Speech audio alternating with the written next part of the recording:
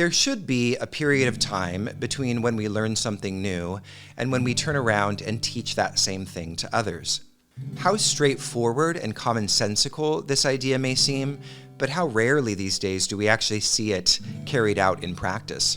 In the information age, it's incredibly easy to go to a workshop or a retreat, spend very little time learning something new, a practice, a teaching, a perspective, and then turn around and use that as a resource or fuel for your own teaching without giving yourself a period of, let's call it, digestion. As Leslie says in this episode, when we do this, we're not actually giving the information a chance to become a part of ourselves, right? To become integrated with our cellular structure. In other words, we're not actually giving a chance for that information to be embodied. So we see this in many different areas of life, and we accept it as what is necessary for an educational process. For example, I don't know anything about the medical education trajectory, but if we imagine, for example, just for the sake of argument, if the first-year medical student was taking their first class in, conducting surgery, we wouldn't think that they could then go and perform surgery, right? There needs to be a period of, cultivating the knowledge around that, practicing perhaps on not a live person for a period of time, and then actually having the expertise, the embodied disposition to be able to carry out a surgery without danger to the other person. In the spiritual and contemplative world, we often think that yoga or meditation are practices that are so banal that we don't really need a similar kind of educational process.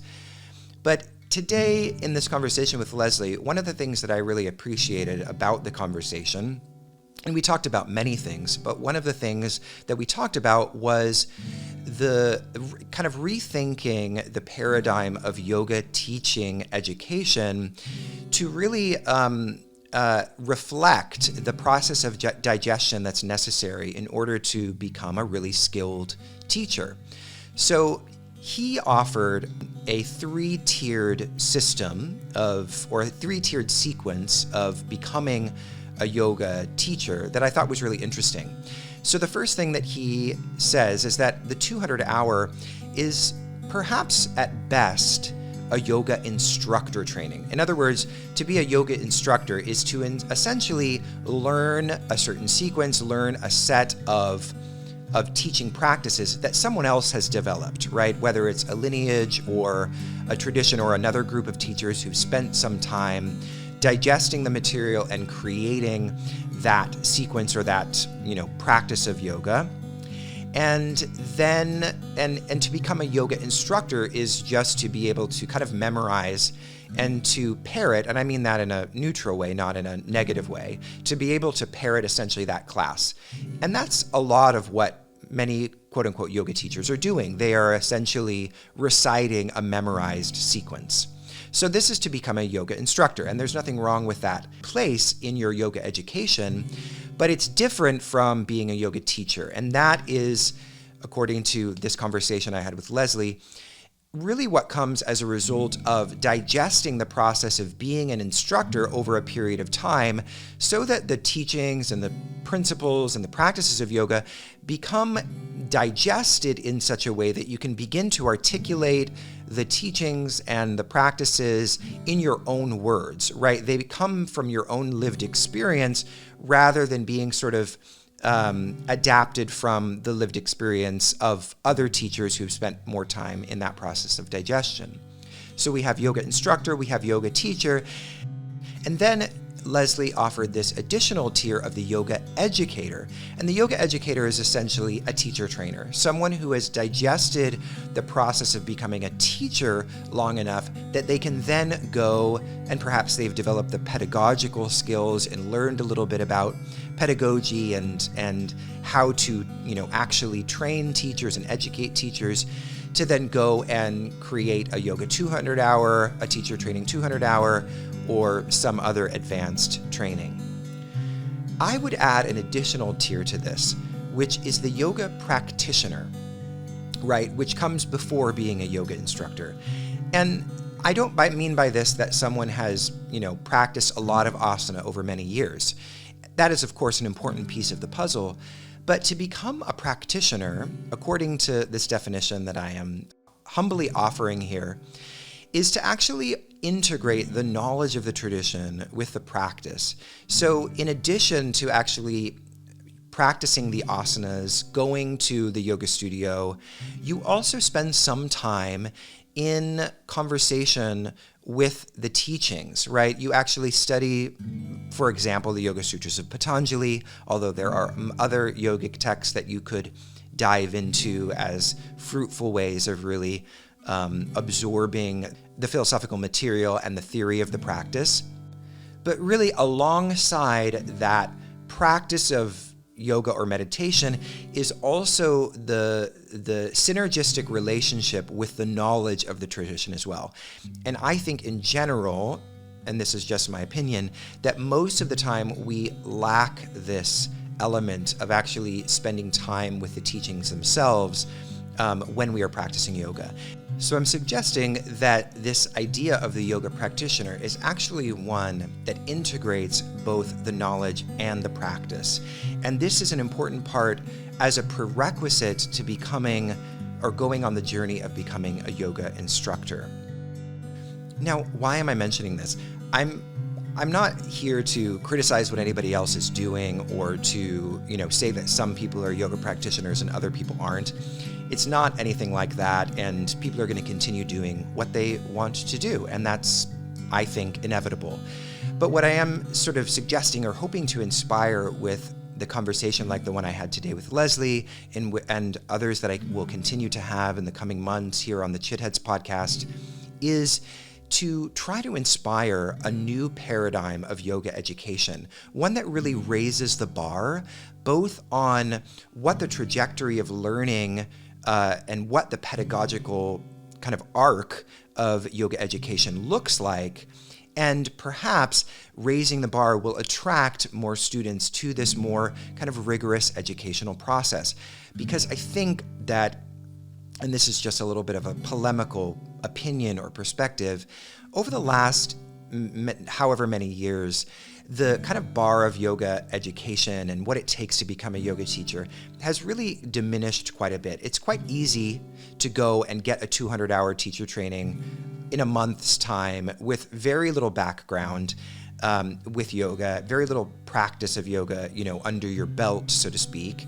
And while that's totally, in some sense fine, we've been pumping out a lot of yoga teachers, and that's great. We need more yoga teachers in the world. But unfortunately, we've also seen a shrinking of, the opportunities for yoga teachers. Many yoga studios have closed in the wake of the pandemic and in COVID.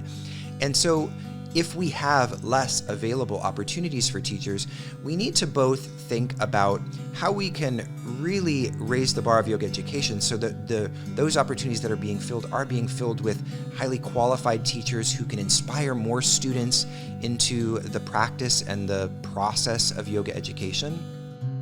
And then also, I think, raising the bar on yoga education and also thinking about the business of yoga and the organizational parameters of yoga, thinking beyond, for example, the yoga studio model and how we can take yoga to different types of environments, into schools, into prisons, into other environments where it's very needed, how we can make yoga more accessible, more inclusive.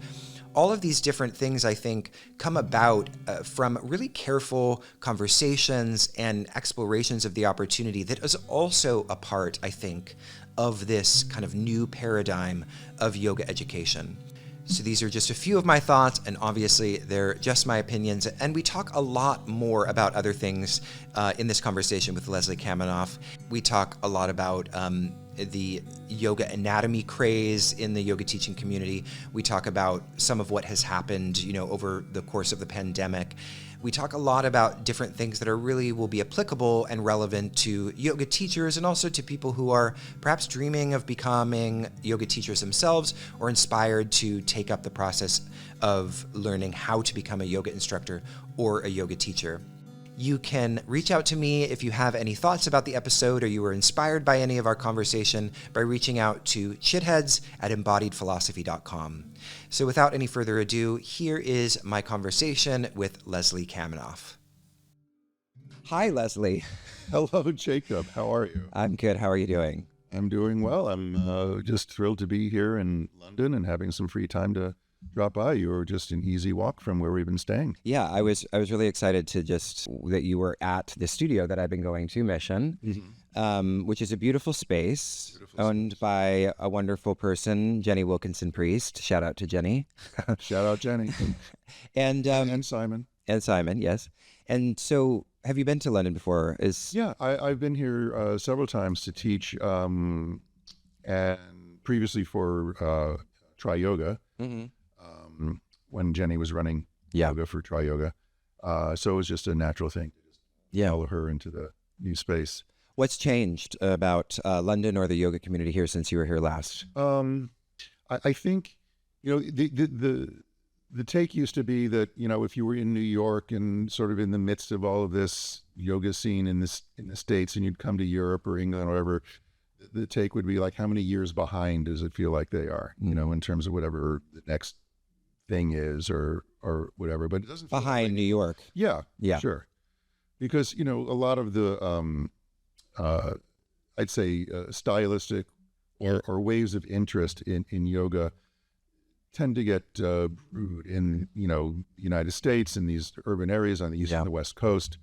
But I don't think that's the conversation anymore. I think everything is everywhere. And, I don't think of this or that country or region being ahead or behind.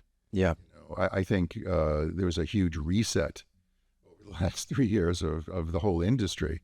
A lot of studios are gone. And the ones that survived were able to do so through streaming or, just renegotiating their leases or whatever it is that it takes to keep a physical space going in the yoga industry these days. You have to really know what you're doing. Yeah. It was never a high profit business to begin with, and certainly less so when, they shut you down and, people aren't coming. The fact that Jenny was able to open a brand new build out here in London is just extraordinary. I don't know anyone anywhere in the world who even would think of attempting anything on that scale in 2023. Yeah, it's kind of amazing. And I've been observing in London that it seems like there's actually quite a few studios, especially in the South London, where it's a little bit more of kind of the Brooklyn vibe, although you have a little bit of that here. Where the rents are a little lower. But even I've looked at spaces just because, I've thought about, what would it be like to start a studio here? And I mean, the rents compared to New York are really much cheaper. And so it seems like here in London that there's a resurgence of of yoga practices and yoga studios in a way that New York has maybe not quite recovered as much. Sure, and that's mostly due to real estate, I would think. Yes, yeah. Well, that's good to hear, because obviously I don't see everything that's happening in London. I fly in, walk around a bit, teach my workshops, and get to see my immediate surroundings, and I can hear things and having conversations like this. So you know a lot more about it than I do. Well, and I don't know that much. I've only been to a few studios, but it does seem like the size, Mission is huge, the one you just taught at. And then it seems like the size and scale of the studios here is a little bit like what you'd find in the size and scale of studios in New York like 10 years ago. And so it's kind of made me wonder if there's a little bit of kind of a golden age of yoga happening here. Cool. Well, maybe London is 10 years behind, because if that's the case, in 10 years, they're all going to have to close again. Yeah. Oh, gosh. That's unfortunate. When you talk about the big studios in New York, you're thinking of like Jivamukti and and yes. Well, also we had the whole Yoga Works thing going on. They were just acquiring places left and right. Yes. Overexpanding, and then they fell apart. Yeah.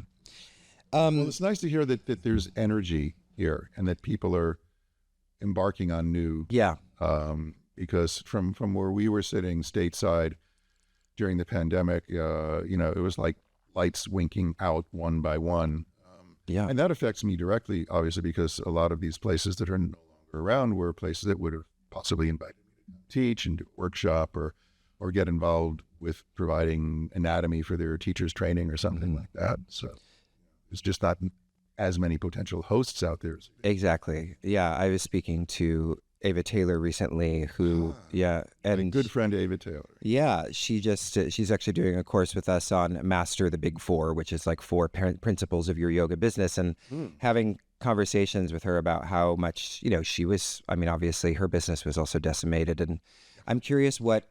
Well, to be fair, she was getting out of the being the talent agent for touring yogis before the pandemic. Okay. Right, because she was booking me. Yeah. At least in Europe, we were doing our own stateside thing. I see. But yeah, she saw the writing on the wall before the pandemic hit. As in that there was a decrease in the opportunities. That it had peaked. The demand had peaked. I see. And the market had reached a kind of a saturation. Yeah. And people were being a little more circumspect with how to spend their yoga dollars. Yeah. On things like workshops or trainings or traveling to a retreat. Yeah.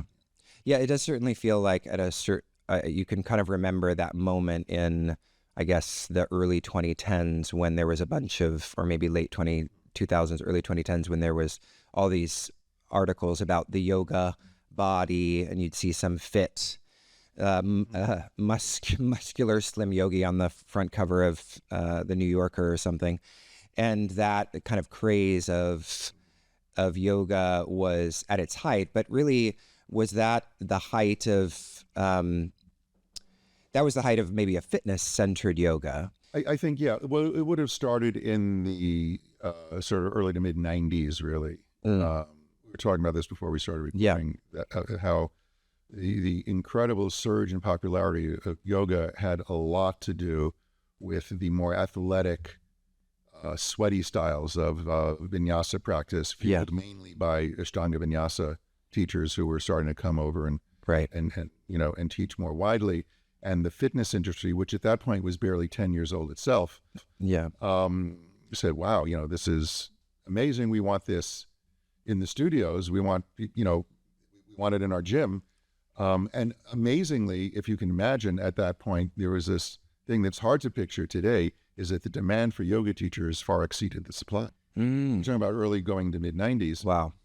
Right. And because, the gyms. That's why you didn't need a yoga teacher training at that time. That's why you needed standards. That's why we got together and figured out the 200 and 500 hour standards, because, and I say this all the time, I don't fault her at all for having this brilliant business insight, but someone like Beth Shaw was bound to jump into that gap between supply and demand and offer weekend trainings for yoga teachers.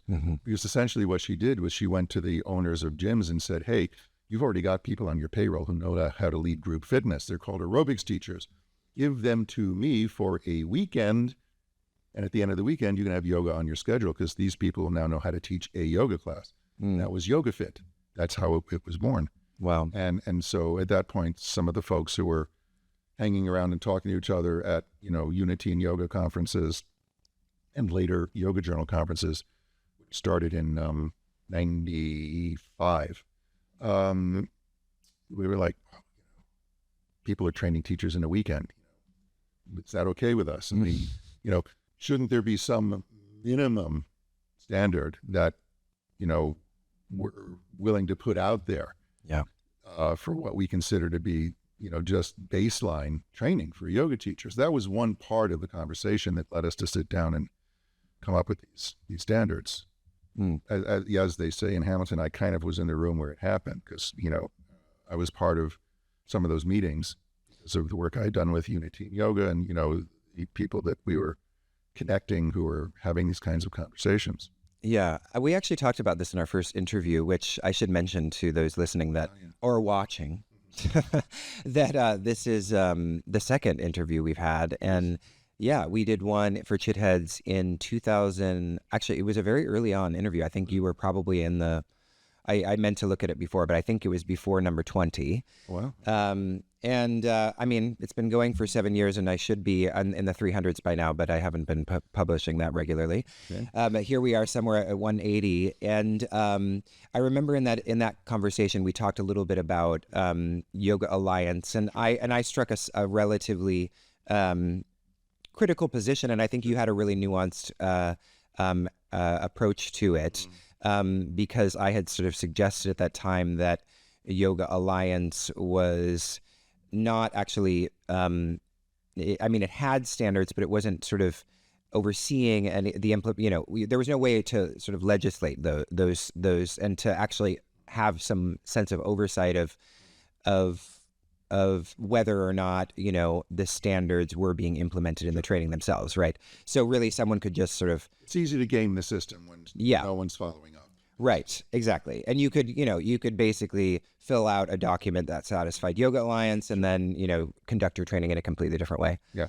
But they were trying to implement things like, social credentialing, where there was, feedback and reviews and things like that would help to weed out the bad actors or the substandard. Yeah. And it's changed recently. I remember I've noticed again, it's, now you can do a 200-hour entirely online. Well, they had to. They had to, There's but no way they weren't going to. Right. I sort of thought initially that they would go back after COVID, that they would sort of return, but there's no going back. There's no going back. What are you going to do? You're going to tell all the people that are paying dues to your organization, which is what keeps it going, that their business model is no longer valid? Yeah. And also, to take a less cynical, view on it, as much as online, is deficient in the in real life aspect of yoga, which is very important to folks like us, it does make it accessible. Yeah. A whole range of people who otherwise wouldn't be able to That's very true. get this kind of training. And look, the 200 hours, the problem I always had with it is that from the beginning we called it an RYT, which is a registered yoga teacher. And my point had always been, again, to bring a little nuance to the conversation, that after 200 hours, you're at best an instructor. Yeah. Registered yoga instructor, which means you've been given a class to teach, someone else figured out, a sequence of some kind. And you've been given some words to say, which are not necessarily your words. And that's fine. There's nothing wrong with that. Everyone needs that as a starting point. That was my starting point when I trained with Shivananda. I learned the Shivananda sequence, and I learned the words to say to get people to go through the sequence. And that's how I had the confidence, such as it was at the time, to get in front of a room and lead people through an hour and a half of yoga, right? Everyone needs something as a starting point, and I think 200 is a starting point. And whether you get it online or in person, as long as it's acknowledged that this is the beginning of what it takes to become a teacher, then there would have been less confusion from the get-go, and people would have less problems with things like online trainings. Because, to be honest, there's some people out there who have been trained as teachers in the post-COVID or during COVID era who have never taught in real life class, who have been trained online, and they teach on. And I don't have a problem with that. Why would anyone have a problem with that? Some people aren't leaving their house. Some people don't feel safe going to, an in-person class, and they've been able to get whatever instruction and benefit that they can from, over the internet. Why would someone have a problem with that? Yeah. I mean, I guess I hear the point about, it's a starting point, because it certainly is. But do you think that the missing piece there is that, generally speaking, many people approach it as if it's the beginning and the end? Well, sure. Yeah. And that there's not enough emphasis maybe perhaps on like how to contextualize the 200-hour into a larger sequence of kind of educational formation. Well, that's a problem in a lot of areas of the world, not just yoga. Yeah. I mean, right. like, for example, when a surgeon treats, his job of doing whatever surgery as the beginning and the end, and as soon as the surgery's over, his job is done, goodbye, good luck, what kind of follow-up is being offered? If they saw themselves as more of a whole person healer instead of just a technician whose job is done when the last suture is done. Actually, they don't even close up. They walk out of the room and the residents are doing it, right? So, so this is a problem that's endemic in many fields, where you have this one area of focus, and the greater context of that person and their life is kind of not part of your perspective. Yeah. And I did that was one of Desikachar, my teacher's really strong suits is that he never lost that perspective, that he was dealing with a person who has a life and a history and a uniqueness to them. And for him, what he would call the technology, which is the techniques that they're learning, breath and movement and chanting or whatever it was he was teaching, was merely a vehicle for a relationship. But the thing that was important was the relationship. So yeah, if you go through a 200-hour training online or whatever, and your relationship with the people who trained you ends when you complete your hours and you get your certificate and like go forth and whatever, that's if it's not pretending to be anything else, I don't have a problem with that. It's like, okay, go find the next thing you're interested in. Yeah. Go find a teacher who you're attracted to, or another online training, or a retreat, or a conference, or whatever. It's when you pretend that it's something it isn't, I think, then, you're then there's a kind of a problem. Yeah. I want to go back to this point that you made about, that I guess I see as a distinction that you're making between yoga instructor and yoga teacher, which I would go beyond that. I would go yoga educator, which means someone that's capable of training another teacher. Okay, so we have yoga instructor, yoga teacher, yoga educator. And maybe yoga therapist, although I think there's some problematic aspects to using the word therapy, which I've talked about in the past. But I just call myself a yoga educator, even though I do one-on-one stuff with therapeutic intent. Yeah. Because therapists kind of, it treads on other licensed professions. Yes. Yeah. And avoiding any attempt to license what we do in any aspect of yoga is something I've been strongly, advocating for a long time. Right. It was one of the issues I had with IAYT, the body that deals with yoga therapy, is that they're perpetually on the fence about the licensing issue.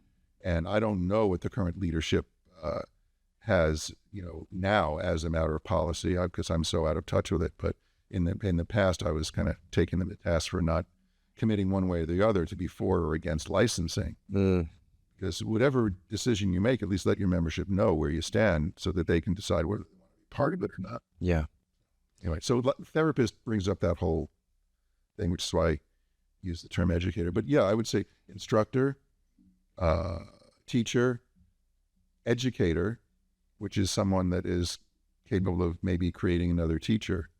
And if it's well defined in a way that lets you know where you stand vis-a-vis regulatory forces of the universe, maybe therapist. Mm-hmm. Yeah. So, okay, let's go into the weeds here a little bit. So with the yoga instructor, I hear like the qualification is essentially the 200 hours. So is it as simple as like, okay, 500 hour, now you're a yoga teacher, or would you have other I think that's where criteria? you get competencies and hours, right, and mentorship. Mm-hmm. If you really want to be real about it, that's where relationship is really important and should be emphasized. Relationship between the teacher and their students, relationship between the evolving teacher and their mentors, and the ability to demonstrate some level of competency in generating a class sequence, in generating a dialogue that's yours and authentic, and not just parroting someone else. I have to make this point in just about every workshop I teach, because it's something that I was guilty of when I was studying with Desikachar. It's like, you don't go to and have the best meal of your life, and it's so delicious, and you want to share it with someone you care about because you want them to have this experience. The way you share it is you don't take a plate and go, here, try this meal that I just had, because that's regurgitation, and that's not how you share a meal. Now, it's absurd to think you would do that with food, but we do it all the time with information. You ingest this, and it may be making the most sense in the world to you, but in your head, it's still in someone else's words. Yes. You've not digested and absorbed it yet. It has not become part of your cells, and you have not sorted out the parts that are going to become part of your cells from the parts that you're going to shit into the toilet, right? So it's not all going to be useful. Some of it is waste, but it takes a process of digestion for all of this to happen. And information, like food, has to be digested. So between 200 and 500 hours, there has to be some kind of period of time where, you're allowing these teachings and your experience and what you've observed and modified and understood and studied and discussed, it all becomes part of yourself. So you're capable then, hopefully at the end of, let's say, a 500-hour process, of generating a class, of generating an experience for people out of your own understanding and using your own words. Or, as I do frequently, quoting with proper attribution the people who have inspired you. Yeah. As opposed to, pretending that you made those wise words up. Yeah. Whenever I quote Desikachar, I try to make it very clear to people, please remember, this thing I just said, that's something he said. Because I've actually seen, like on Instagram, whatever, after I've taught, his words being attributed to me, and it makes my skin crawl. Yikes. When there's sort of misattribution there. Yeah. Or something I said being like twisted in ways that I never meant being attributed to me. So yeah. What do you do? Yeah. This brings up, I love this idea of digestion, and it's something that I feel like oftentimes one thinks about in relation to how much practice one has engaged. So, both the actual yogic practice itself, but also the practice of teaching. But another thing that kind of occurs to me, and what I was sort of wondering how it fits into this sort of hierarchy, I guess, for lack of a better word, that we're talking about is yoga philosophy and the way in which it's historically been distilled in a yoga class. So I'm thinking of the classic model of someone teaching a Dharma talk at the beginning of class, and I've been in that situation many times where I'm a little bit eye-rolling. Classic model? As far as I can tell, Sharon and David invented that. Okay, so that's an interesting point, because I did do much of my initial practice was at Jivamukti, actually here in London originally, and then I moved on to New York. But I remember thinking, just so many times, eye roll, just feeling like it was pat and sort of undigested. And so there's Don't this. leave out the video of slaughterhouses. That's always a big part of the video of slaughterhouse. Oh yeah. Oh yeah, they were very much into that. Oh yes, indoctrination. Yes, the vegan indoctrination. Yeah. Well, ahimsa, Leslie. Yeah, but directed at whom? Yeah, right. That's the students who were not vegans. No. So. Or we're going to get ourselves in trouble. So I guess one of the things that I'm interested in where it plays in is this. There is this kind of, let's say, role or position of almost like a spiritual advisor that is sort of implicitly read into the identity oftentimes of a yoga teacher by students, maybe not in all contexts, especially if they've only ever taken a yoga class at a fitness center, they don't think of that as necessarily involved. But, there is, and I remember, I don't teach asana as much anymore, but certainly there is this perception of the teacher as somehow having a sort of access to spiritual knowledge, yogic knowledge, in a way that they may not necessarily have, especially if they've been digesting the yoga in a particular way. So I'm wondering where that plays into this idea of the instructor, the teacher, the educator, the therapist. Like, is there a role for that, or is that another kind of angle entirely? I think there's a place in the education of a yoga educator, a place for understanding some of the basic dynamics of projection. Mm-hmm. Because it's not just yoga teachers who are put on the pedestal, it's anyone at the front of a room in any kind of position of authority. Yeah. You become a blank screen for people's projections and issues that they have that have developed around people at the fronts of rooms, whether they're, teachers or priests or drill sergeants or, gurus or whoever. Yeah. And that's a basic fundamental human dynamic that is just as important as understanding how your lungs work or what your diaphragm does. Mm-hmm. So, and I think within a yogic model of knowledge, it's very easily placed in the same conversation you're having about the koshas, like sure, it's all well and good to learn the 19 parts of the astral body, if that's how you're teaching the koshas, Yeah.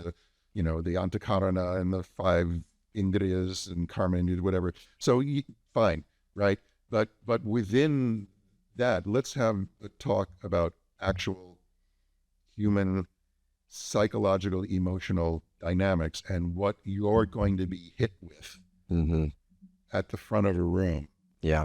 When you start talking and leading people through a series of practices that basically opens them up to their own embodiment, to their own inner experience.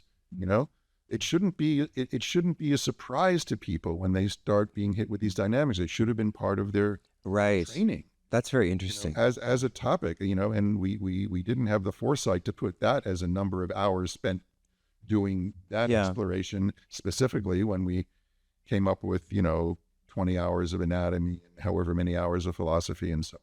What is that module, if you were to give it a title and define it? What is that module? I don't know, student teacher dynamics. Okay. Psychology of the classroom. Yeah. Whatever you want to call it. It's you don't want to have to learn that on the fly once you are starting to be embedded in it and having a problem with it. I mean, look, people who are explicitly trained in that, meaning, psychoanalysts and psychologists and, psychotherapists, they have issues with it. Yeah. It's part of their training. That's why you learn about transference and countertransference, and why, if you're a therapist, you have to have a therapist who you can go to, right? To discuss your countertransference issues and all that. Just watch The Sopranos and see how that works. It was depicted actually quite well. So is it safe to say that actually that would be a nice evolution of our yoga teaching model to actually it requires some sort of, I guess maybe for lack of a better term, it's some kind of accountability model where that is built into the yogic system, right? You had your teacher, your guru, as rife with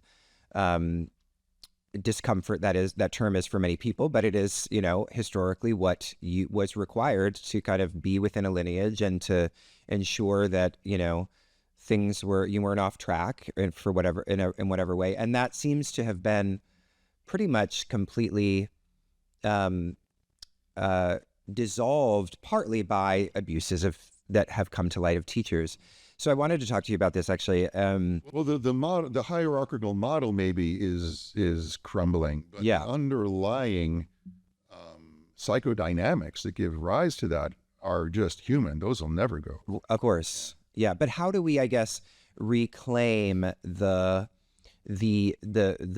benefits and the utility of the teacher-student relationship as teachers in a kind of culture in which more and more people are like, that's sort of intrinsically abusive and the teacher's within me and I don't need any Well, teacher. I think we're already moving in a good direction that way because of all of the focus on trauma-informed yoga, and when that started to be a conversation in the yoga world, I kind of looked at some of the recommendations that were coming out.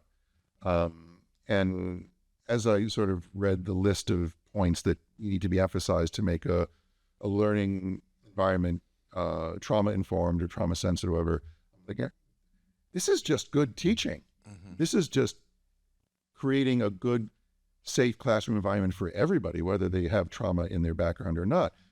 Giving people options, like, if you're not comfortable with this, you can do that, whatever.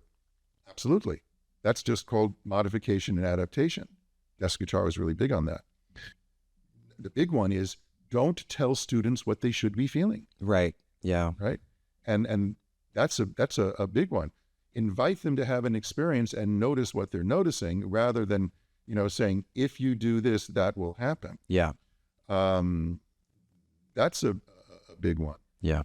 Understanding that not everybody is going to respond in the way you expect to the things that you're saying. Like, and it people are surprised when I point out what that really means in practice. It means don't tell people that they're going to have a relaxing experience in Shavasana or pose of the child.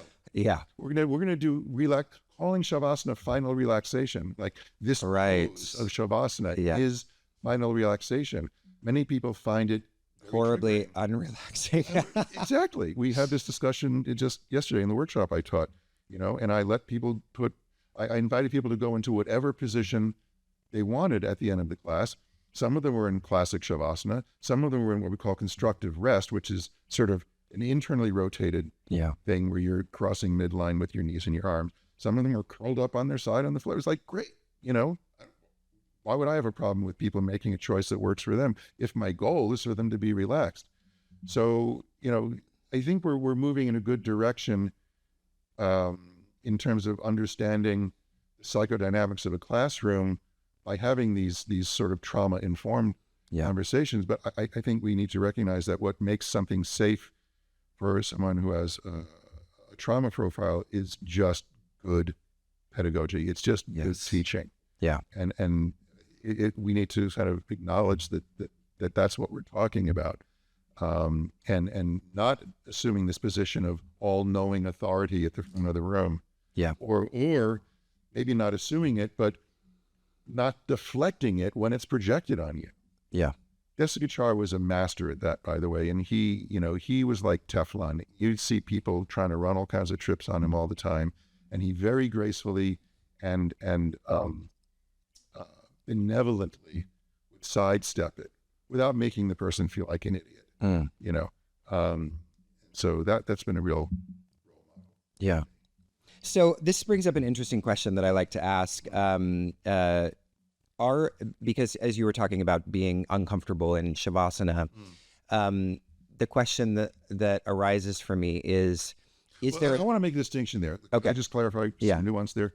Sometimes in yoga, the whole point is to deal with whatever discomfort arises and see what it is about a situation that's sort of triggering us and see if there's a way to release into it. Yes. So that it's not uncomfortable. Yeah. It's not like all discomfort should be avoided. Yes. But there's a big difference between that and asking someone to do something that's clearly triggering for them, that's shutting them down and denying them the space in their nervous system to make that choice not to be triggered. And that takes some skill. Yeah. But to me, that's the big conversation about yoga practice. You can go straight to Patanjali's definition of practice at the beginning of the second chapter.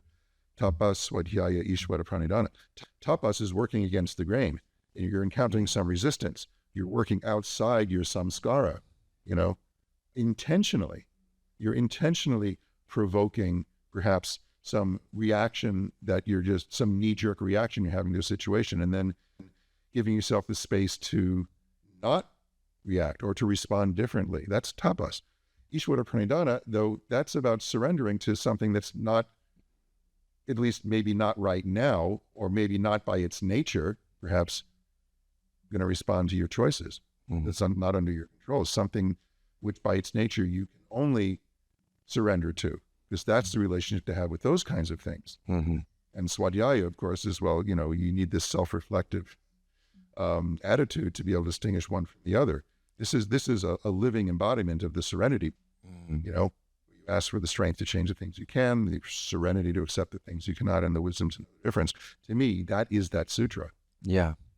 Yeah. And even more powerfully, because I teach breath, that's the breath, because it's both voluntary and autonomic. So the very thing that keeps you alive is the teacher of this principle when you start working with the breath, because you run into situations where you're controlling the breath and pacing it and, shaping it in particular ways, which you can only do up to a point, at which point you lose control and something autonomic takes over. It's an amazing process when you view practice through that lens of that equation, for lack of a better term, tapas, swadhyaya, ishvara, pranidhana. So just to be clear, not all discomfort needs to be avoided. Right. Not all pleasure needs to be indulged. Yes. But how do you know the difference? Exactly. Yeah. That's the swadhyaya. Yeah, that's great. That's actually exactly what I was going to ask, because I sometimes get a little bit annoyed when I was in a class the other day and they said, just do whatever is pleasing and pleasurable. And, I can see to the extent and the reasoning behind wanting to, lean towards that, then lean towards pain and, some sort of austere practice. But it's just true that like poses are not always comfortable. And I sometimes like to ask the question of whether or not we're trauma over-informed in the sense that everything has become a trigger, right? Where's the challenge then? Yes. Well, I go again to Patanjali in the Sthira Sukha formulation that we find again in the second chapter, where there's a Sthira Sukha of a learning environment. So the kind of classes that you're describing, we'll look at it this way. What is the Sthira and Sukha of a learning environment? I think the Sukha is this attitude of inquiry. We're in UK, so I say inquire instead of inquiry. Where you're giving people the space to have their own experience, to have it be theirs, where you're not directing them towards a certain outcome, but you're saying, what do you notice? Like, try this, try that, see what you notice. That's a model for introducing inquiry into a process of teaching something. But then the question is, what is it that you're teaching? There has to be some technique that you're learning. That's the sthira. That's what gives the structure or the support for whatever's going on in the learning environment. Because if you're all in the sukha sort of inquiry stuff, it's like, yeah, just do what feels good, roll around, I'll put on some music, check in with me in a half hour, and see what happened. That there's no form there. And that can make people anxious if there's not enough structure. Yeah. Right. Just as anxious as it makes some people to have too much structure, not enough inquiry, where you're saying, do this, do it right, here's the technique, here's how to do it properly, and if you do that, you'll get the result. And if you don't, it's your fault. Yeah. We've been in classes like that. We don't need to brand them. We know teaches that way, right? So so there's too much sthira, not enough sukha. Too much technique, not enough inquiry. So you have to balance the space and the boundaries in any situation. And in a learning environment, I think that's a formula that I've come to understand needs to be acknowledged. So it goes to that question of, at what point are we overindulging, this just, we don't want to challenge you because you may get triggered kind of attitude. And when you go too far in the other direction, it's like, you're just like triggering people all over the place because you're being very reductionistic and didactic, and you're treating people as if they're just these mechanisms where if they perform the techniques correctly, they'll get the result. And if not, it's their fault. And the main difference I see between an inquiry and a technique is that there's no wrong answer to an inquiry. None. That's why it's safe. Even if your response to a question like, what are you noticing, is, I'm confused. That's great. You're recognizing you're confused. That's the beginning of all knowledge. Desikachar would always say that the recognition of confusion is itself a form of clarity. It's a beautiful quote, because it makes it safe to be confused. So there's no wrong answer to an inquiry, but there's a wrong answer to a technique. If there weren't, there wouldn't be a technique. You can do Kapalabhati upside down. It's not Kapalabhati. You're pushing down like you're pooping. It's not the exercise, right? You're breathing in rhythm, but it's not Kapalabhati, right? Kapalabhati is about the exhale traveling upward. So, the difference is techniques have right and wrong answers. And the whole purpose of learning a technique is to see where you are in relation to it. How much of this can I accomplish? And the aspects of this technique that are difficult for me, what's in the way, right? Like, you learn a new way to breathe so you can unlearn your old way of breathing. You're not doing an asana to accomplish the asana so much as to undo what's in the way of the asana. And that's a subtle, nuanced perspective that I think is often lost in the pursuit of accomplishing something for the sake of it, and having this idea promoted that you'll only get the benefit once you master it, as if the benefit is somehow tied up inside the technique and you have to unlock it by perfecting the technique. I think everything you learn along the way in the direction of mastering a technique is the benefit. It's a process orientation rather than a goal orientation. Yeah. Because once you achieve the technique and you can do it easily, it's like, well, what good is it anymore? Just to show off, do something else. That's where another Desikachar quote becomes relevant, where it says, our yoga practice always has to be a little more clever than our habits. which is just another sort of restatement of the tapas principle. Just a little more clever than our habits. Yeah, our habits are quite clever. So we have to be a little more clever than our habits. Yeah. That's really interesting. Yeah. So I want to go to this question about kind of being accessible and inclusive as a teacher, which, touches on this trauma-informed subject that we've been talking about.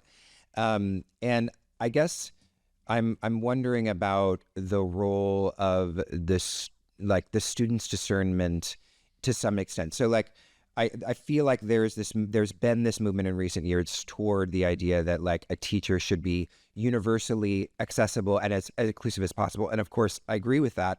But isn't there also inclusive as possible? As inclusive as possible, in the sense that, one should be trauma informed. One should ameliorate one's teaching style in such a way that, people feel like they belong in that classroom. And that, of course, has to do with, issues around racism and ableism and all of this stuff.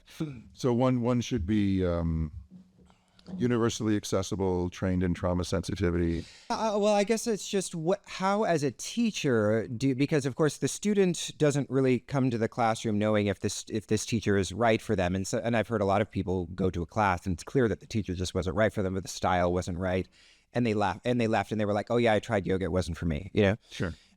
So what is the role of the teacher in actually cultivating in their students the idea that, not all approaches are going to be the approaches that are pragmatically, best for the student? I'm thinking also maybe an example would be, because you're a teacher that focuses so much on the breath, like have you encountered like students with trauma around the breath, such that maybe there's another... You get them to focus on something else. Right.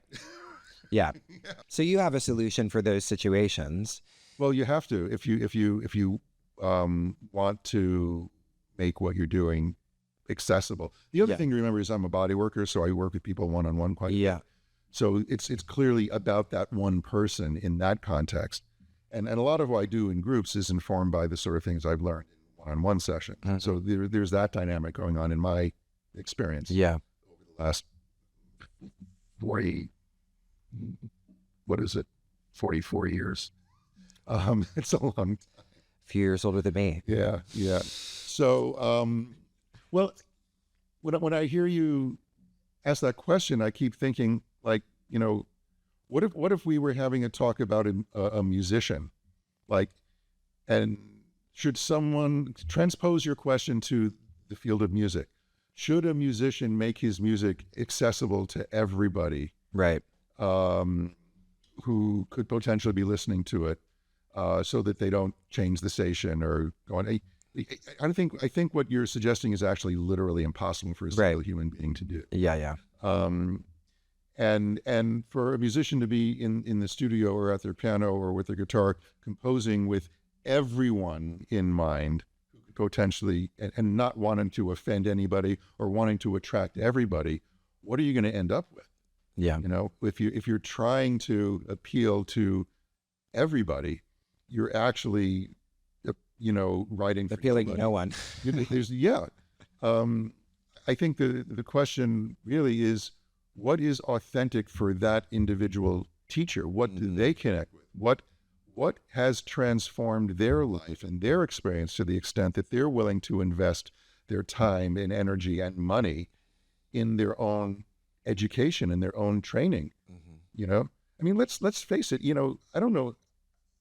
don't know very many people, maybe you do, who go into this field because it's such a lucrative way to make a living.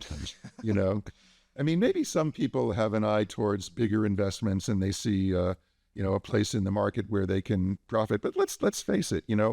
This is not like investment banking. Yeah. So there has to be something driving you. There's something very personal that's driving you. Absolutely. To pursue that kind of education in this field. And unless that is what you're out there to share, like, this is what transformed me. These are the insights I had. This is how my life got better from practicing yoga and this is the place from which I am going to share with you, then, what are we doing? We're just trying to be the least offensive people possible.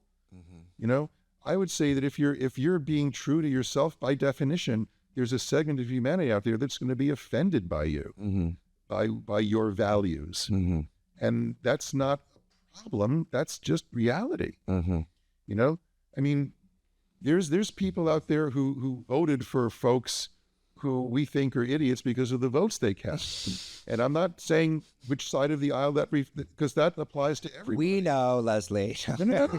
But still, because we're in the yoga industry, which has a predominant sort of politics attached to it. But my point is, it works the other way around as well. Yes.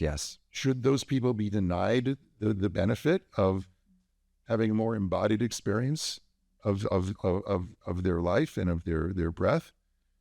And if some of these truths that we espouse are truly universal, won't that in the long run make them better human beings? I don't know. It's not guaranteed. I mean, unless you're using the powerful tools of yoga to disassemble your neuroses, you're just going to become a powerful neurotic, right? And we've seen that happen too. Yeah. So it's not a given that someone's going to be transformed for the betterment of all humanity by doing yoga, but why deny them the opportunity? By saying, this whole group of people isn't worthy of it, because yoga is for everybody. But that means that everybody who's motivated to teach yoga, if they're true to themselves, you'll find your audience. You'll find your tribe. You'll find your people. And maybe those people aren't interested in trauma sensitivity. Maybe people who have a trauma background don't belong in your classroom. That's fine. Why should there be a problem with that? And why should anyone assume the authority to be the yoga police or the yoga education police to insist that in order to be a teacher, you must master these things? So, the Alliance has Yoga Alliance has taken a very strong stand in terms of social justice and, diversity, inclusion, and, whatever. And that's fine. But you know what? That's not for everybody. Does that mean that you're out as far as yoga is concerned? And the people who agree with you don't have access to yoga? I don't know. These are interesting questions to ask on a sort of larger institutional level. Yeah. That's very interesting, and I like that we're bringing this up because I feel like there's sort of a middle path somehow being suggested between the 2 points that we're talking about. Because on the one hand, we're talking about a kind of extreme, maybe ideologically driven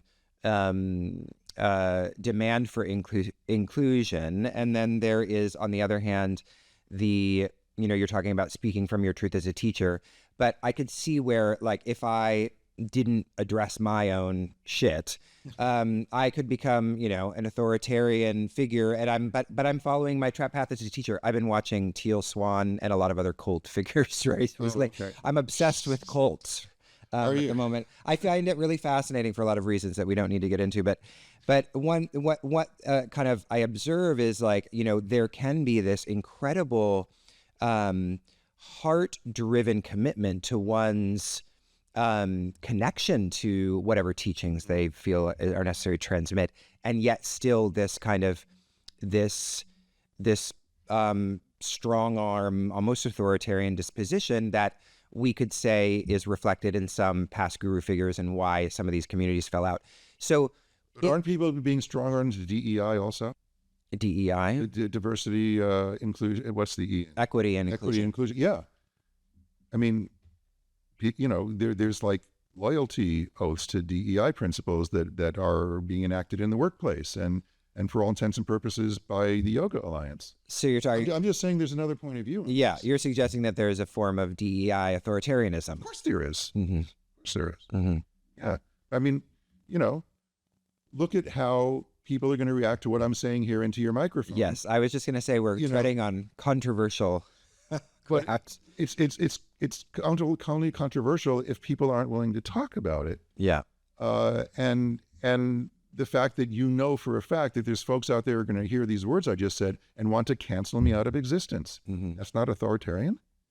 So what is the middle path? Because I've also heard you saying previously, it's not that you're not, it's like even bringing up trauma informed. I mean, you are interested in like in the kinds of narratives that allow us to be more, let's say, compassionate and understanding of our students. And so there is a kind of, let's say, DEI light in your perspective.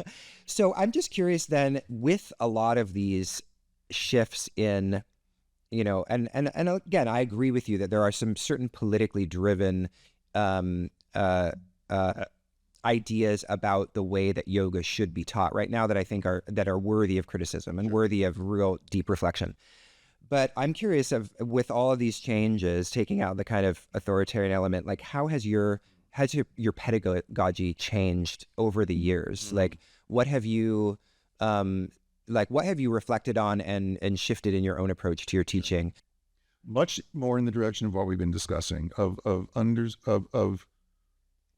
it's interesting because it's somewhat reflected in the work that Amy Matthews and I did when we were working on this current 3rd edition of Yoga Anatomy. So we looked at the words we had written 10 years before in the 2nd edition, and there were like 1 million copies of those words out there in the world. And we were like, oh, we would never say these things this way now.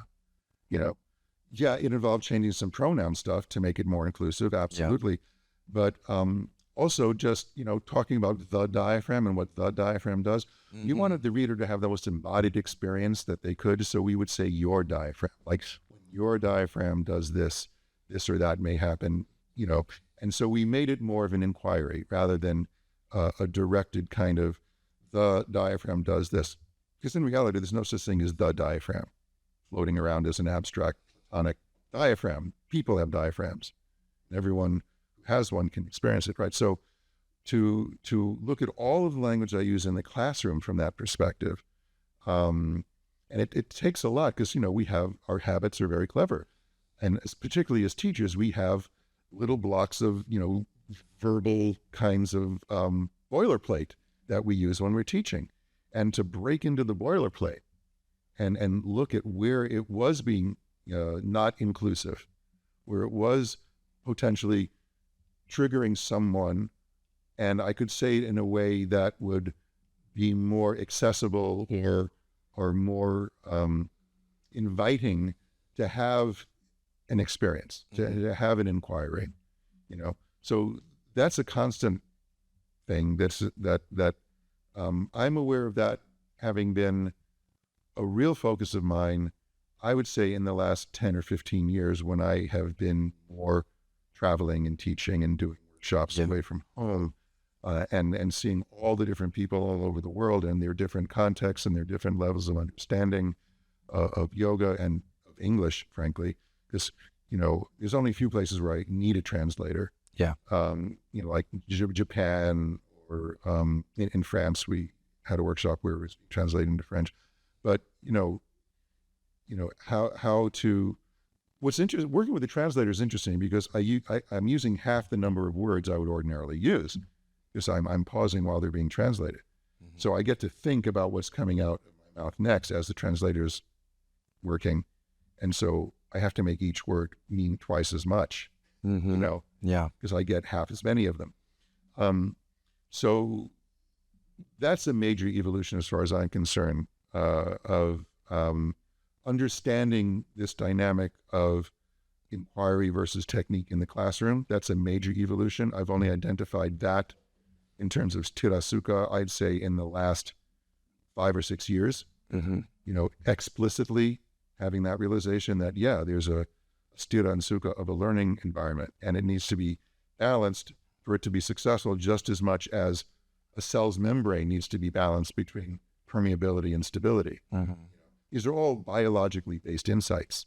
Yeah. When you look at how life works, how cells work, there's a sthira and sukha to the cell, and there's a prana and apana to the cell, and then the membrane, which is semi-permeable, has to let in what it needs, reject what it doesn't, keep in what it needs, and excrete what it doesn't, right? And so there's an intelligence terms that can be understood as a sthira going on at the most fundamental levels of life. Anything that is living and successful has to have that same kind of, negotiate that same kind of balance. And so a learning environment is just as alive. Yeah. And so that's been a major evolution for me, just the things I've been sharing. And that's like that sthira thing is the last 5 or 6 years. And then just all the traveling and teaching has really got me thinking about some of these issues in a clearer way. And not the least of which is the fact that we give students a survey to fill out for every workshop I teach. It's an online thing that they can log into. And we explicitly request critical feedback. We love the great quotes of how you loved it and all that, and maybe we'll ask to use it in promotional material. But, that's the easy part. Yeah. For any teacher to get praise. The tough part is the stuff that, tends to walk out the door and you never hear from them again because something you said or you didn't sit right with them. And the critical survey responses that we've gotten over the years, some of them were repetitive, meaning there were similar issues that people had across different workshops. Those are the ones we really pay attention to because that's where I have a blind spot. That's where I really need to learn something. And that's the hardest stuff to hear because it makes your stomach turn. Yeah. And I go through this whole talk in every workshop about how important it is for all of us as educators to give some opportunity to our students because no one likes conflict. Yeah. It's and this is again about the dynamics between people at the front of a room and people who are, being taught by them. We have to understand as educators that we are almost guaranteed to be exposed to far more praise than criticism. Yeah. That's what turns into cults. Yeah. Really. Yeah. When you're surrounded by people who only agree with you, who are afraid or not even registering the sketchy stuff because we naturally avoid conflict, and people in authority who are accepting those projections, they are unable to distinguish criticism from disrespect. Yes. Yeah. Right? And that's a cult. Yeah. So, I go to great lengths in the workshops to say, please take some time. You don't have to do it right away. Maybe you want to think about it for a day or a week or a month. We don't take these things down. They're there forever. But log in at some point, and if anything didn't sit right with you, or you have some critical feedback, or anything at all, as long as you deliver it politely, right? Please let us know. We really do read these things, and this is how we improve what we're doing. Yeah. That's been a major growth point for me since we've been traveling and teaching and putting these surveys out. That's really good. I mean, I think that's such a great teaching for everybody who is a teacher who does workshops and has the opportunity to get feedback because, yeah, you're right. I mean, taking on that negative feedback or critical feedback, let's say, is how you grow. I mean, how are you going to actually be able to refine what you offer if you're not allowing in that sort of narrative? Right, and it's the stuff people least like to deliver and you least like to hear, and that's what makes it so important. And in honesty, I think that was some of the spirit of what the Alliance was trying to do back when they were introducing this social credentialing thing. Is to have a form for feedback that could be anonymous if it needed to be, because there's repercussions in real life if you're in a training program. And maybe you want to be hired as a teacher by the studio that trained you, yet you have some critical things to say about the way you were trained. It's like, how is that going to sit? Yeah. What's that going to do to your prospects of gaining some employment at the place that you have some criticism for? So, and then, how do you prevent people from gaming the system and just flaming other people because they have some personal issue or vendetta that they want to enact, and they're using, a rating system to destroy someone that they're having some beef with. Yeah. So, there's problematic ways of that reviewing mechanisms can be abused. Yeah. Can they do it anonymously? I've had rather lengthy discussions with the folks who were in leadership of the Alliance at the time. Andrew Tanner is one of the people who's a good friend of mine, and Brendan Hartzell, who was the president of the Alliance at the time. They were the ones who were trying to figure out how to get this to work. But then new leadership came in and other priorities kind of took over. But there are ways to make it work. Yeah. Because I feel like when you can leave your feedback, I mean, I can see the reasoning and the justification for having being able to leave it anonymously, but also it does open up. That leaves it open for abuse. Abuse, exactly. Yeah. And I mean, I've seen, several people who have been taken down through these sites, these essentially. Well, you're talking to someone that has been at the other end of attempts to take me down through this online attacks, just fabricated stuff. So. And how did you take on and resolve that within yourself? Within myself? Yeah, like, and there must have been, within myself, I felt I know when something's not true. Right. I know that.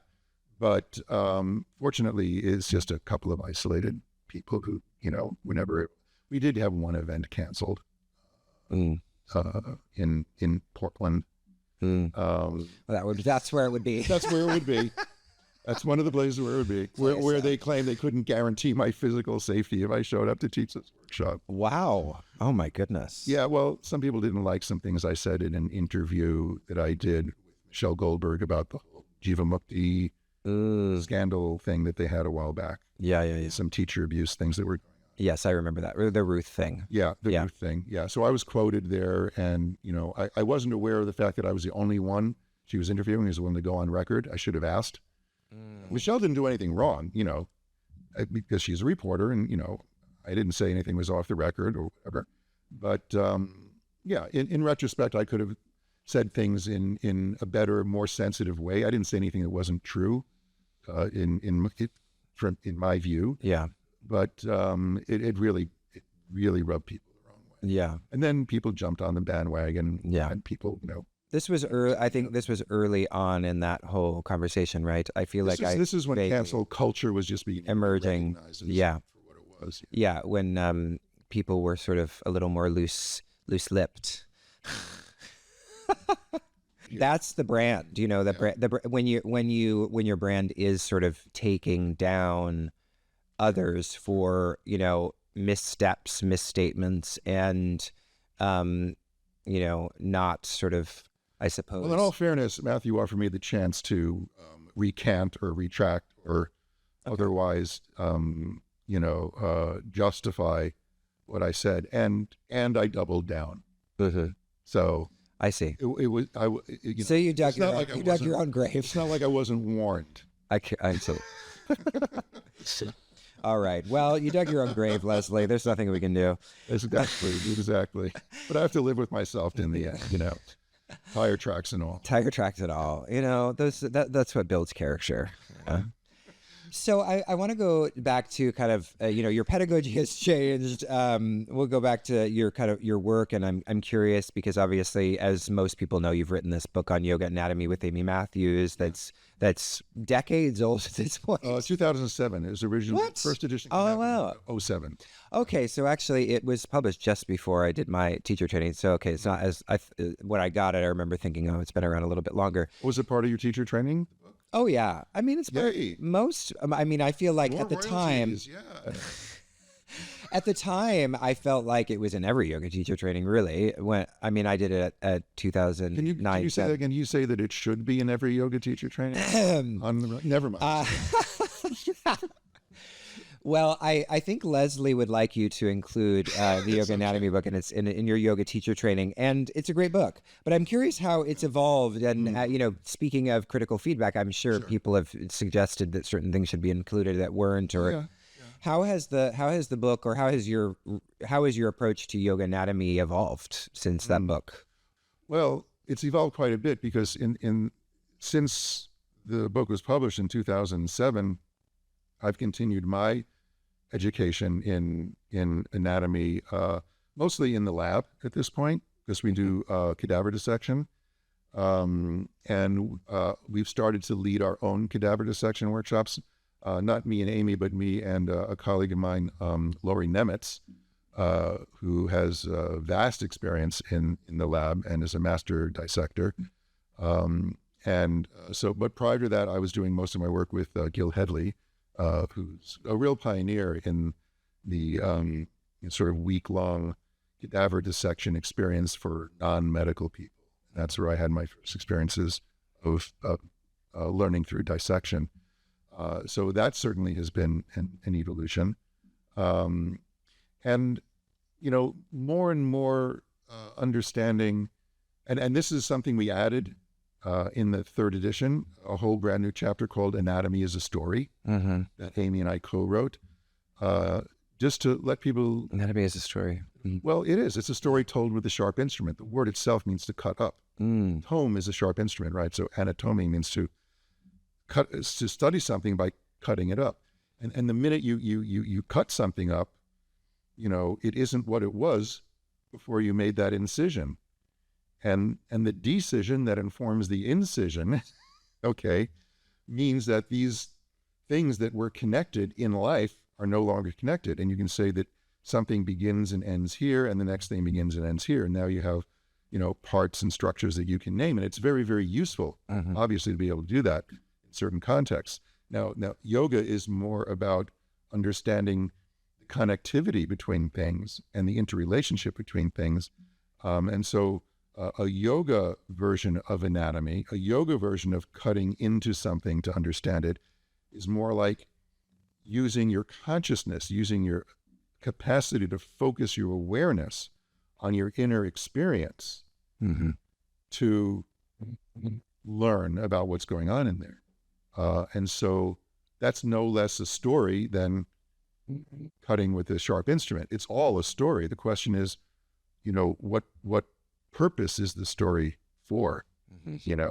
And the main difference, of course, between cutting with a sharp instrument is the more you do that cutting, the less and less this thing that you're studying resembles what it was when it was alive.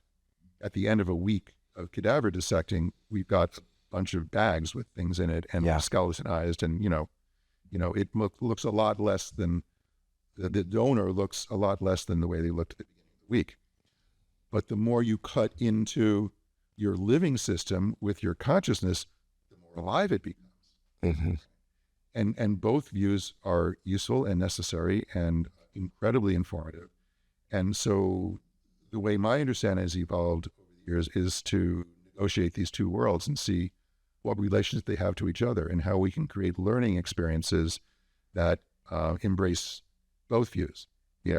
How can you be more effective with your own consciousness working itself around in your system, which is a view of yoga practice? How can you be more successful doing that by learning how to do it with a scalpel? And what can be learned there?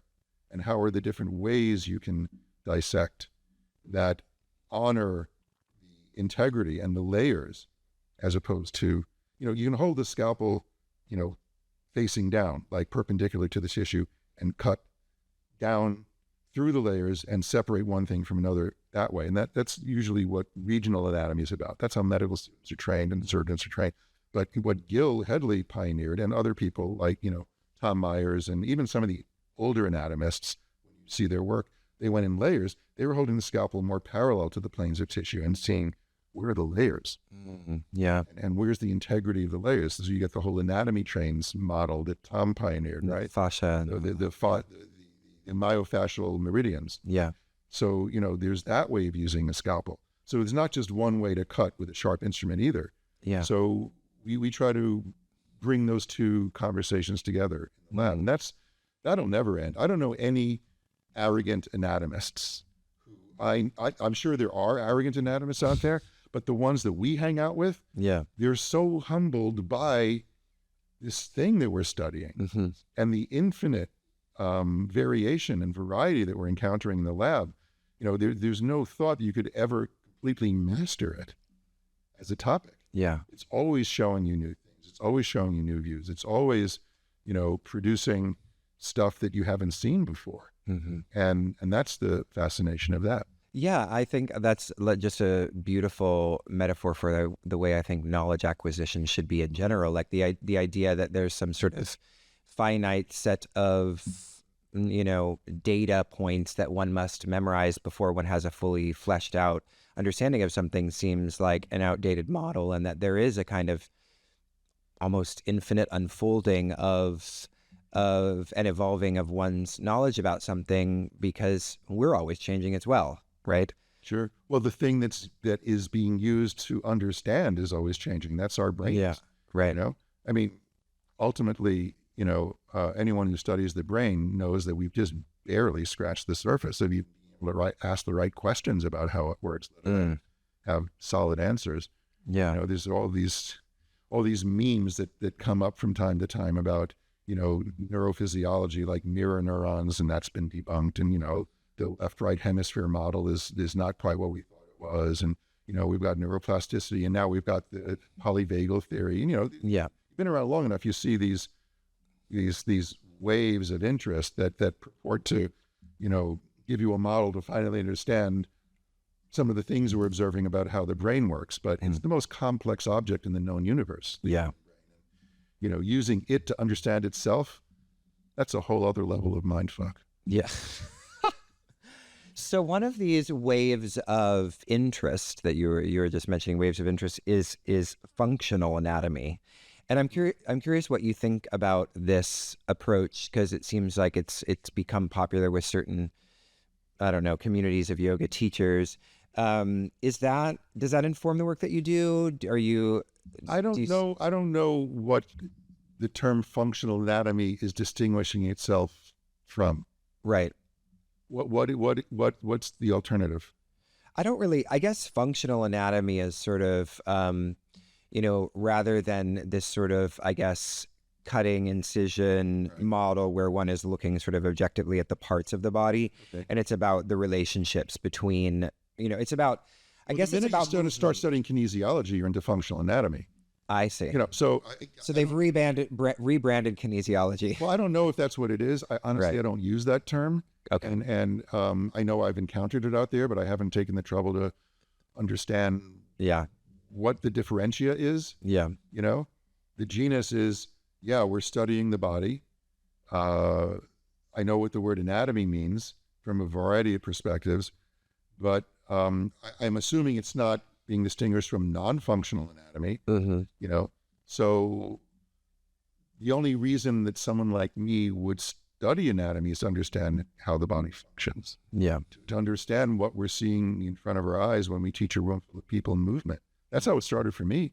I was teaching a Shivananda class, and not everyone could do the postures. Mm-hmm. Like, why is this person able to do this and this person not able to do that? What is going on under the surface maybe in their bodies that lets someone easily do one posture and that same person has trouble with another, and vice versa. And so I started looking in books and seeing where the hamstrings are attached and where this or that was attached. And it's like, okay, things started making a little bit more sense, So for me, the whole reason to even approach a topic like anatomy was to understand on a more functional level what was in front of me as someone that was teaching yoga. So it sounds redundant. In other words, functional anatomy sounds, because the whole reason for me to be interested in anatomy is to understand function. Yes. So that's really interesting. Yeah. Maybe it is sort of a kind of contemporary term that's rebranded something that's already I think there's straw manning, frankly. I think there's straw manning regional anatomy. Right. I think there's straw manning the way Western medical people study anatomy. I see. Maybe what they're doing. Okay. Yeah. Which is easy enough to do. Yeah. Because I've had doctors come in to some of my anatomy courses when I was teaching them, at the Breathing Project in New York.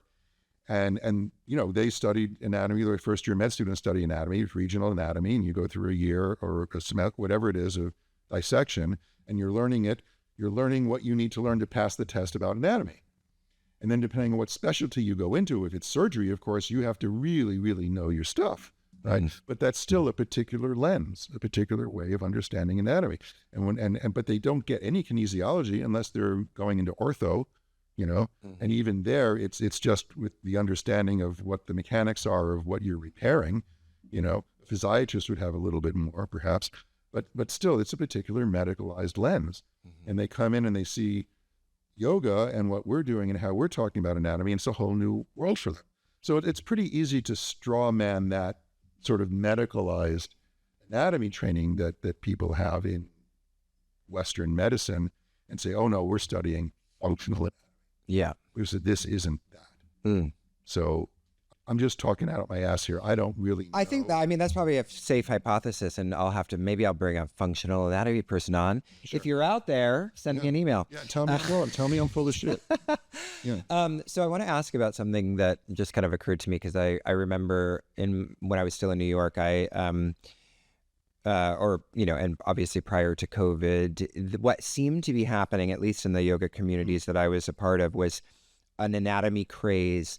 And this took the form of, New Yorkers want to be the smartest people in the room, let's be honest, right? They're like, that's their thing.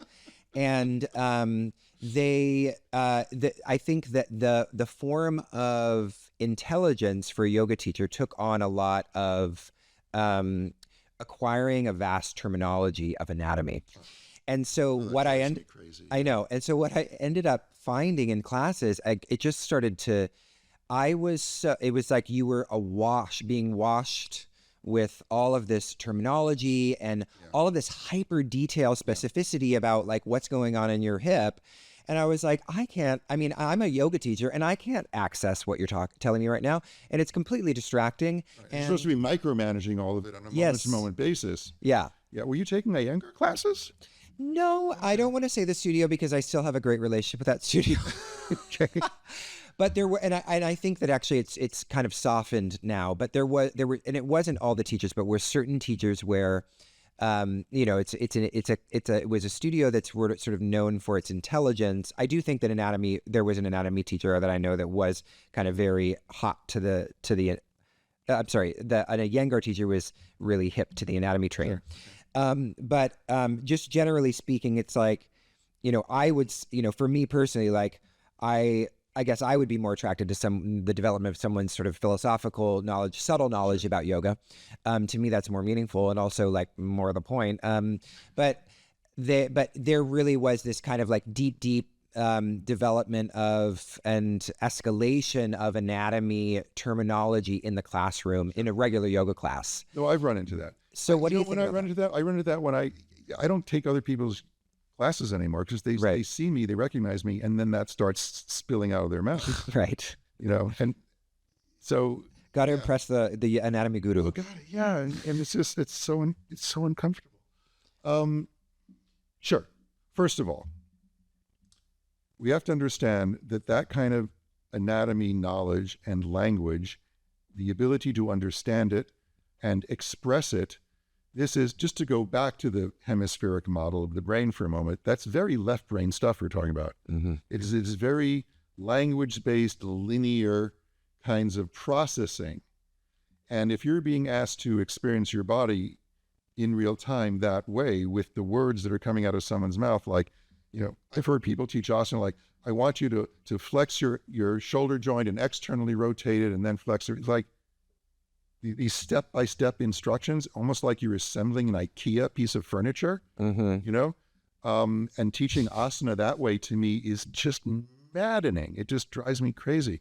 And then to throw all this anatomical stuff on top of that way of asking your students to process what you're saying into their bodies, you're leaving out a more global, holistic, organic way of experiencing yourself. And let's just say for the moment that that's how the right half of your brain processes information. The parallel processing as opposed to the serial processing, if you want to use computer terms. You're just kind of locking people into this very linear, reductionistic way of understanding reality. And as far as I can tell, people come into a yoga class needing to bust out of some of that. And to whatever extent our book or anything I've taught or put out there in the world has made people think that this is a good way to teach yoga, I apologize.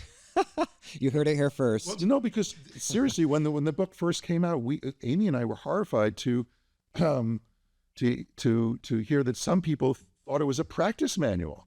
Meaning they were going through the analysis we did of each pose and then trying to, get each joint in their body to do the thing that we were describing. And they were like, they were using it as a recipe for further micromanaging their neuromuscular musculoskeletal existence. And it's like, no, it's not a practice manual. Yeah. It's a reference book that lets you know what's happening when you put your body into a shape from a starting position. So yeah, there is that way of teaching, and like you, it's like nails on a chalkboard. Yeah. And I don't really understand the value of it, other than showing off. It's showing. I think it's showing off. It's showing. I think it's an insecurity that many people have. Because let's face it, when you approach a field that's as vast as anatomy, it's impossible to not feel insecure in terms of how much you know versus how much there is to know. And I think a lot of people think the more they can learn and the more they can memorize and the more they can spit back out their mouth of what they've memorized, the less insecure they'll feel around their anatomy.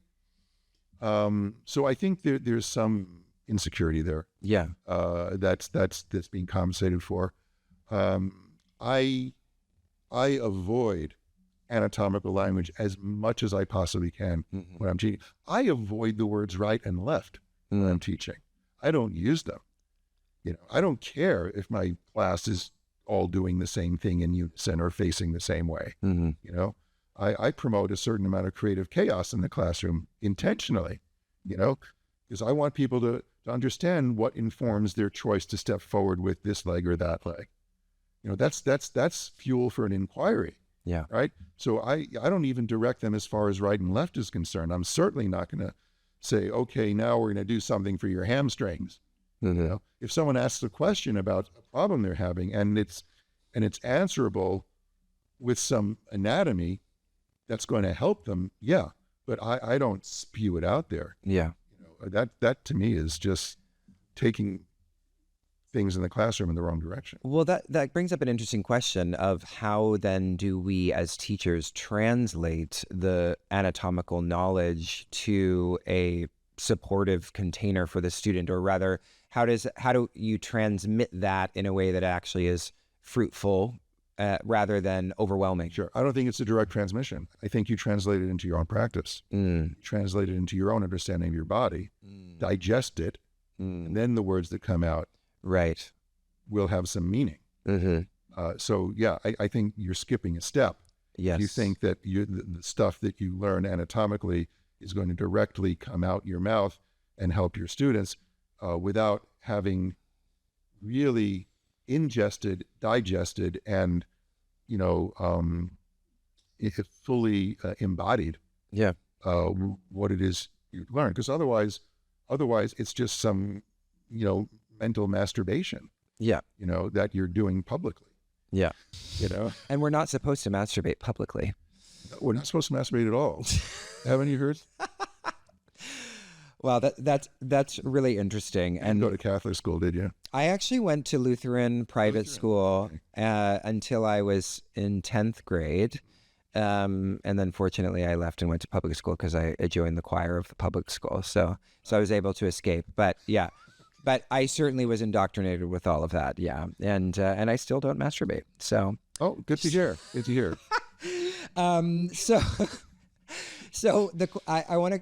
I can't wait to see the post-production version of this. No, this is the kind of stuff I leave in, Leslie. This is what keeps people coming back. So the one thing that came up before we started our conversation that I kind of wanted to, we're about an hour and a half in, so maybe we'll start to wrap things up. And I wanted to ask about this beautiful thing that you'd mentioned before we started talking, which was the relationship between So obviously you do anatomy, obviously, as we're talking about, but actually really one of the ways in which I feel like many people were introduced to your work was through this project called the Breathing Project, and you're much focused on the breath, and that to me is a really important piece of the anatomy work that you do, because you can't, if you're looking at anatomy without thinking about the breath, it's just a dead cadaver, right? And the breath brings this sort of prana. It brings life to the body. Well, that's why we feel okay about putting scalpels to the donors, because they're not breathing. Right. Yeah, you probably wouldn't bring scalpels to. Oh, I'd be a surgeon then. Yes. That's another gig. That's not in your wheelhouse. No. But I loved that you had mentioned that when you're teaching the anatomy of the mouth, you use the Sanskrit letters as a way of kind of teaching that. And I've been doing a lot of interviews with Sanskrit folks, because I study Sanskrit myself, and I'm very fascinated with, and in some ways I feel like a kind of commitment to encourage and inspire other people to study Sanskrit, because it is such a beautiful, I think it's a contemplative practice. It is, and it's one of the few existing languages that has a perfectly consistent and logical structure to it, where things are spelled exactly as they're pronounced. Right. And they're pronounced exactly as they're spelled. So how does that then help with teaching about the anatomy of the mouth? Well, this came up because before we started recording, I saw on your shelf there my friend Vyas Houston's Sanskrit by CD. Mm-hmm. Is it Sanskrit by MP3 now? Has it evolved even further? I don't actually know. I haven't. Get Vyas on the podcast. I think I've reached out to him, so maybe I'll use you as a connector to get him on here. Yeah. No, I was, as I said, I was there when he was launching the. That's incredible. How long has it been going? I was trying to think of when that must have been. It was probably 1989 in New York at my old studio, Yogatone. Yes. Announced that he was launching the Sanskrit training. So yeah, this is just purely the phonetics.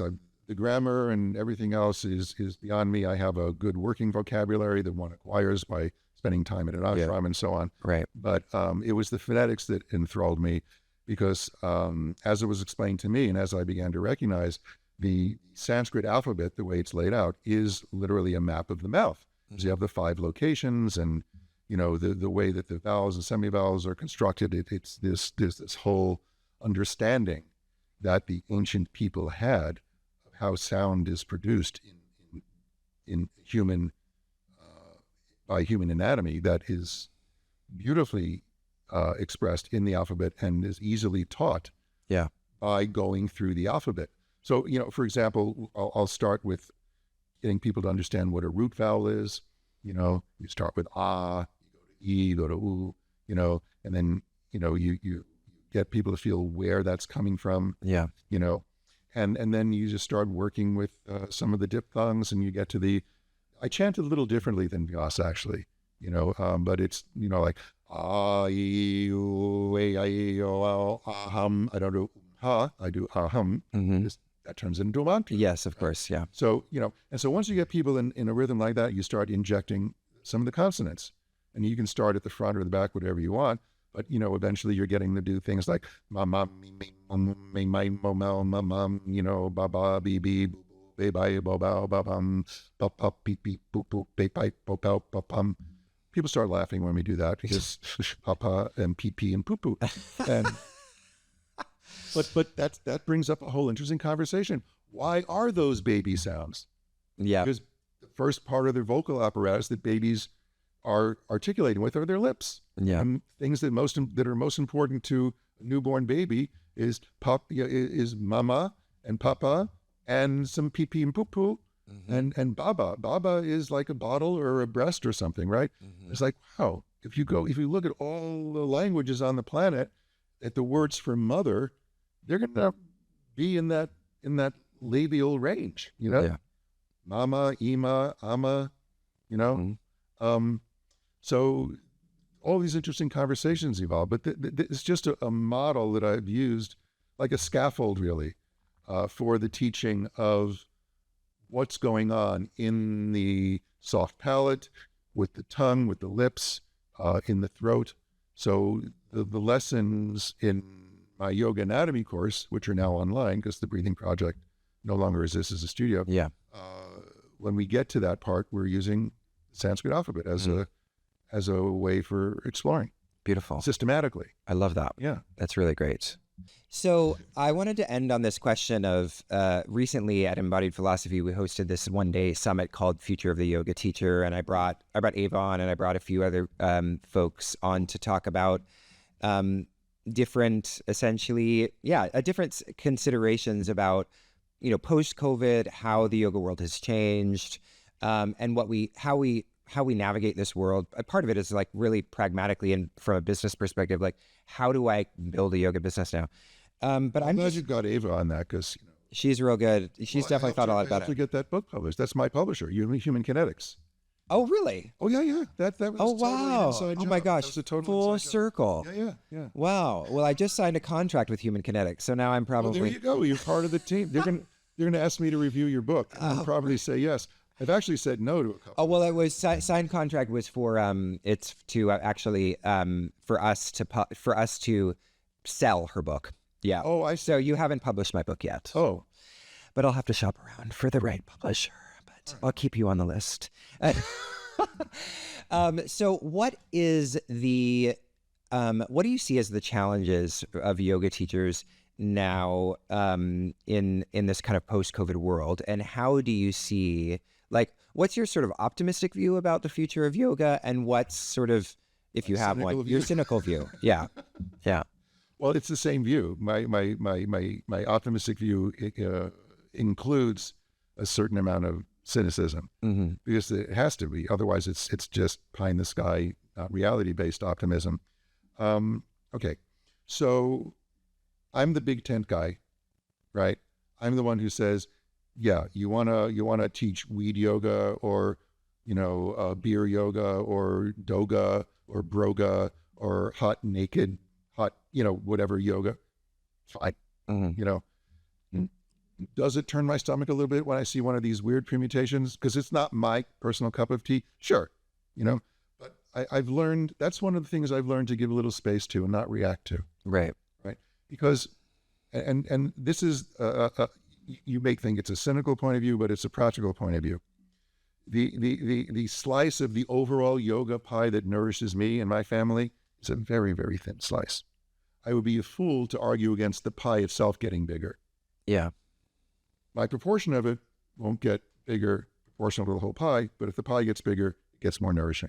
Yeah. And the reason it gets more nourishing is because, maybe 1 in 100 people who go to Doga or Broga or whatever will develop, as a result of being asked to move and breathe at the same time, some kind of transformational experience that makes them want to go deeper. They'll eventually find maybe someone like me. So I think the pie should be as big as possible, include as many people as possible, and no one has the right to say that you are not allowed to teach that yoga because I think it's stupid. Yeah. And you're denigrating the good name of yoga by attaching these other things to it, right? People who are the self-appointed yoga police. Yeah. A lot of that. They are insecure busybodies, for the most part, who really feel that they have the right to become the yoga police. Yeah. And so I don't agree with that point of view. Yeah. The more the merrier, as far as I'm concerned. Because in the age of the internet, if you have an interest in yoga and you look up the Wikipedia entry for yoga, you're not going to find broga or doga or weed yoga or hot, booty, Hot booty yoga. No, what is it? Yoga boot camp. yoga booty ballet. Yes, that's the yoga thing. booty ballet. Exactly. Yeah. So you're not going to find. You're going to find, the history of yoga, right? In all of its complexity and depth and whatever. So anyone that wants to look a little deeper into this thing that has given them some benefit, because look, if that's what it takes to get someone on a mat, is the prospect of bringing your dog with you or whatever, or a goat climbing on you, fine. As long as once you're on that mat, someone at some point is going to ask you to move and breathe at the same time. That's what opens the door of all these possibilities. Yeah. So that to me is the optimistic view. And if you want to call it the cynical view, it's like people are going to find a way to, brand it for a particular audience that they think they can make money off of. That's just the free market operating. Yeah. I'm a free market guy. I'm not the one to say you shouldn't be able to do that, you know? So if I have a cynical bone in my body about all of this, it's that, you know, people are going to be exploitive. They're going to try to game the system.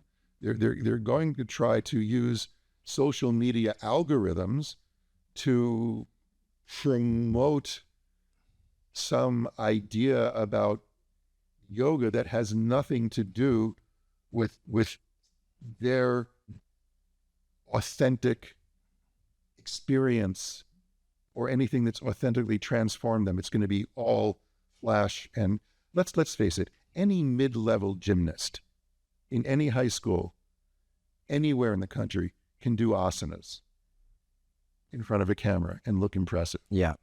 That doesn't mean squat. Doesn't mean squat. No. But if you But they're getting a lot of yoga gigs from their Instagram posts. If you were a cynical person who saw that this is how you can have a teaching career in the yoga space, and you just set up a tripod and did these things and see that. So, you know, but that's just the free market in operation. The cream will float to the top. The shit will sink. I don't know. Does healthy shit sink or does healthy shit float? I'm not sure how that works. I think healthy shit floats. Yeah, whatever. But you see my point. The truth will come out in the long run. Yeah. You know, and so that's my optimistic point of view. Yeah. That in the end, the small percentage of people that are truly interested in quality will find their tribe. Mm-hmm. You know, and I think of it in terms of music too. You know, like the conductor of the Philharmonic isn't out there trying to put a beating on P. Diddy because he thinks what he's doing isn't music. Yeah. You know, it's like you know, does he have opinions? Maybe, but why would he want to enforce them on someone else that's enjoying rap? Yeah. You know? Yeah. I know a classical scholar who is one of the top music theorists in the world. He's an expert on Renaissance music. He's also an expert on hip hop. Because it fascinates him from a theory point of view. Yeah. You know? So there's tents that are big enough for everyone. Well, what I hear what you're saying, and I really appreciate what you're saying, is sort of like a kind of a realist and a pragmatist argument. The realist is more like, you know, these things are going to happen whether or not you want them to or not. Like, people are going to invent new modes. It's been happening since the dawn of time. And the idea that one could sort of police that is in some sense naive and adolescent. Yeah. And then on the other hand, the pragmatist argument is that, well, you know, even if we might, you know, bristle and roll our eyes at goat yoga, like that may be the gateway just for them to actually, maybe in then 10 years, they're going to be a yoga philosopher or something, like, or, you know, someone who's deeply into the subtle aspects of the tradition, and you just have no idea what the trajectory of an individual student is going to be. So we want more gateways into that. And I guess that the fear, you know, for someone who's striking a critical position would be that, well, if we confuse this space more and more with all these alternatives, then the option to find that, you know, true yoga, I'm using that in air quotes, becomes less and less. So do you just like think that that's, like you're saying, that cream ultimately rises to the top and that eventually those things naturally unfold in a positive direction? If you have issues with stuff other people are doing, I would say take whatever energy you have around that and redirect it into creating a superior product. Right. Yeah. That's true to you and true to your aspirations, and trust that there are people in the universe who will resonate with that. Mm-hmm. And maybe talk to someone like Ava about the efficient ways to get it out there in the marketplace. Mm-hmm. She's going to love that you said that on this. Yeah, well, there you go. But yeah, I've had people show up in workshops who were very deeply committed to this path, who started in a gym. They were fitness instructors. They were trained by YogaFit, mm-hmm. you know, as one of these instructors back then, and they just found a path and they followed it and they followed it and they followed it, you know. And what would that have been like for them if someone had shut that down and said, no, this isn't yoga, you shouldn't do it, we're coming in and we're shutting your doors? Yeah. Not that anyone would ever have the power to do that, but some people would maybe like it if they did. Yeah. what if redirecting someone's attention onto their own product is a product that's about criticizing and tearing down all of these other lesser than products? Oh, they'll find their tribe too. Yeah. I mean, they already have, Yeah. So they haven't stopped me yet. Right. Yeah. You're still getting invited to give podcast interviews. Yeah. Well, this may be the last one. I think. I don't know. Will it be the poop that gets them, or will it be the cultural commentary? We'll have to see. Oh, the parts that it would be. Well, Leslie, it's been really fun. I'm so glad I was able to have you in my studio/home and to talk with some new fancy equipment around us, and for people to be able to see this on video if they want to. And actually, maybe I should mention that for those that are still just listening to this podcast, Leslie and I are in my home in London with video cameras, and this will soon be or you'll be able to watch the video version of these episodes on our Chitheads YouTube channel. So if you'd like to check that out, go ahead and look it up. Awesome. And you'll post all the contact stuff for me along with the episode. Oh, absolutely. Yep. We'll link to all that those. That wasn't a question. That was a demand. So Leslie, what are you up to in the future? I want to end with that, actually. How can people get in touch with you? How can people see what you're doing? When are you doing more workshops? What's the online presence and all of that? Well, everything's collected on my personal website, which is yogaanatomy.org. And that's 2 A's, yogaanatomy.org. No dash. So there's another one with 1 A, and it's not me. There's no dash, just one word, yogaanatomy.org.